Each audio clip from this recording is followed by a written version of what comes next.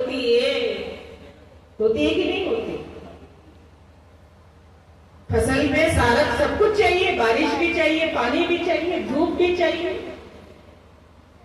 छाया भी चाहिए, सब कुछ चाहिए, तब खेत में फसल होती है।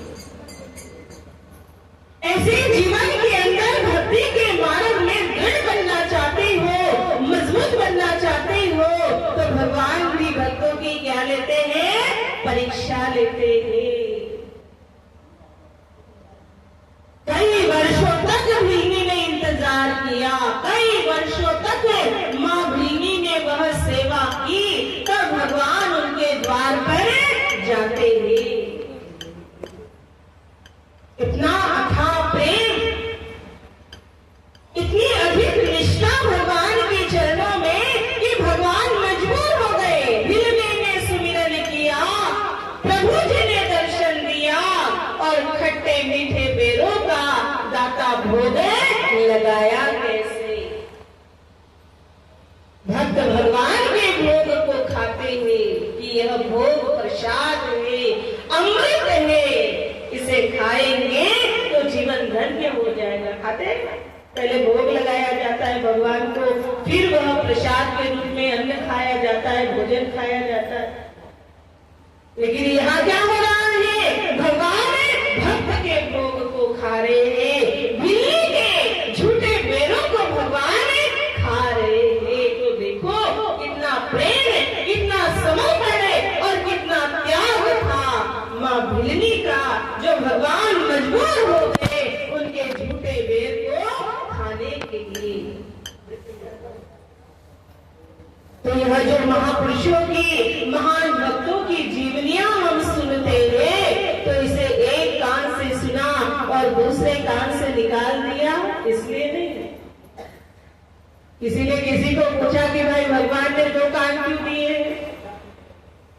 तो वो व्यक्ति कहता है एक कान से सुनो और दूसरे कान से निकाल दो, इसलिए दिए। तो आप लोग बताओ कि दो कान इसलिए दिए भगवान ने? नहीं, दो कान इसलिए दिए कि दोनों कानों से सुनो और एक ही मुंह दिया, मौन रहो। ज्यादा सुनना, दो हाथ है, दो पैर है, दो आंखें हैं, दो कान है, श्वास लेते हैं, वह नाक में छेद भी कितने हैं? चार, दो ही है। दो आंखें, दो हाथ, दो कान, दो पैर और मुंह एक। इसका मतलब ज्यादा देखो लेकिन कम बोलो, ज्यादा सुनो लेकिन कम बोलो। एक मुंह है, एक जिह्वा है, तो भी इतनी लड़ाई हो रही है। अगर भगवान दो मुंह दे देते तो क्या होता? क्या होता? चाव चाव चाव चाव सब चलती रहती, फिर बंद नहीं होती।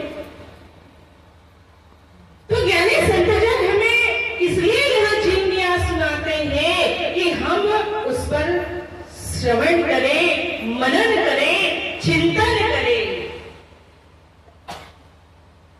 और चिंतन करके अपने जीवन को, अच्छी बातों को अपने जीवन के अंदर उसे धारण करें। माँ भृंगी जैसा प्रेम, माँ भृंगी जैसा समर्पण हमारा भी होना चाहिए। इसलिए सत्संग के द्वारा यह जीवनियां क्या की जाती है? सुनाई जाती है, ताकि हम भी अपने गुरु महाराज जी के चरणों में वैसा ही क्या करें? प्रेम करें। जैसा प्रेम माँ भृंगी का किनके चरणों में था? मतंग ऋषि के चरणों में था।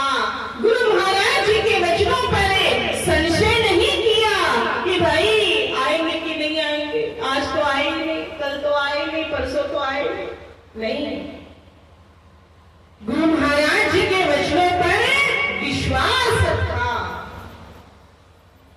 और वो जो विश्वास है यह भगवान को आने में क्या कर देता है?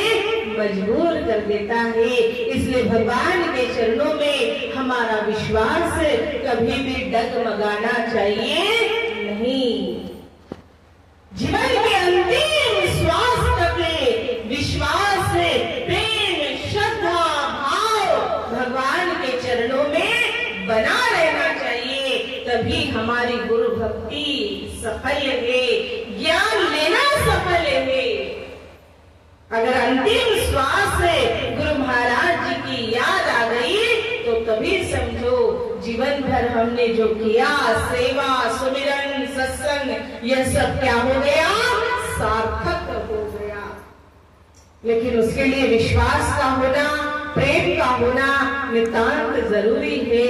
और प्रेम बढ़ता है सत्संग का श्रवण करने से, भगवान के चरणों में प्रेम बढ़ता है सेवा करने से, प्रेम बढ़ता है अभ्यास करने से, सुमिरन करने से।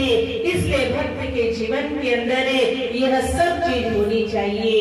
भजन, ध्यान, अभ्यास, सत्संग, दर्शन, सेवा, ये सब चीजें से भक्त क्या होता है, भक्ति में दृढ़ बनता है, मजबूत बनता है। तो जिन्होंने ज्ञान को जाना है वह अधिक से अधिक ध्यान, भजन, सेवा, सुमिरन करें। और जिन्होंने नहीं जाना तो समय रहते ही ज्ञानी महापुरुषों की शरण में जाकर उस सत्य को जाने, परमात्मा को जाने और अपने मानव जीवन को धन्य और सफल बनाए। और एक विशेष सूचना है कि 8 तारीख को हमारे दिसंबरपुर कुशीनगर आश्रम के अंदर होली का समारोह बड़े धूमधाम के साथ मनाया जाएगा।